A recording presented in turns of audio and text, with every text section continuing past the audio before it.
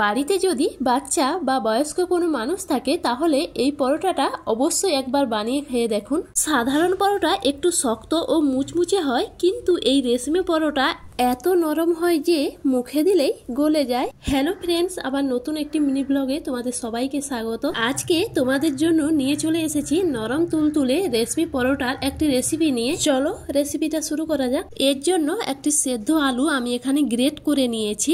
তার মধ্যে দিয়েছি কুচনো কাঁচা লঙ্কা, নুন, সাদা জিরে, চিলি ফ্লেক্স, কস্তুরি মেথি ও পরিমাণ মতো ময়দা দিয়ে আমি এখানে ডোটা খুব ভালো করে মেখে নিচ্ছি। আর ডোটা শক্ত মনে হলে তবে এখানে অল্প অল্প করে জল ব্যবহার করতে পারো। ওটা আমার এখানে খুব ভালোভাবে মাখানো হয়ে গেছে। তারপর দেখো উপর থেকে কিছুটা সাদা তেল ছড়িয়ে ঢাকনা দিয়ে 10 মিনিটের জন্য রেখে দিয়েছিলাম। 10 মিনিট পরে দেখো কত সুন্দর সফট হয়ে গেছে। ডোটা আর একটু ভালোভাবে মাখিয়ে নিয়ে ওর মধ্যে থেকে রুটির আকারে লেচি কেটে নেব। আমার এখানে লেচিগুলো দেখো একদম রেডি হয়ে গেছে।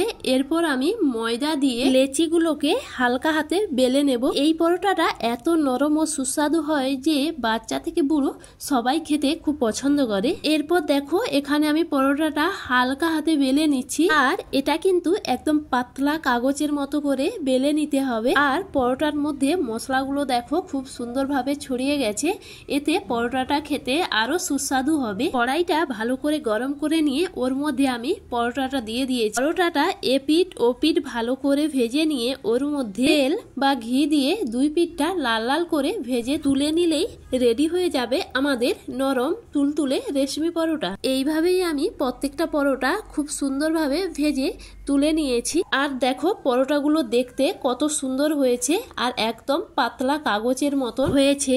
আর এটা কিন্তু খালি মুখেও খাওয়া যেতে পারে বা কোনো তরকারির সাথেও খাওয়া যেতে পারে। আর বাড়িতে কোনো বয়স্ক মানুষ থাকলে একবার অবশ্যই বানিয়ে খাওয়াবেন, দেখবেন ওদেরও না খুব ভালো লাগবে খেতে এটা। চলো আজকের ভিডিওটা এই পর্যন্ত, দেখা হবে পরবর্তী কোনো ভিডিওতে। আর যদি এই রেসিপিটা ভালো লেগে থাকে তবে অবশ্যই বাড়িতে একবার বানিয়ে খাবেন আর কমেন্ট করে জানাতে ভুলবেন না। চলো টাটা।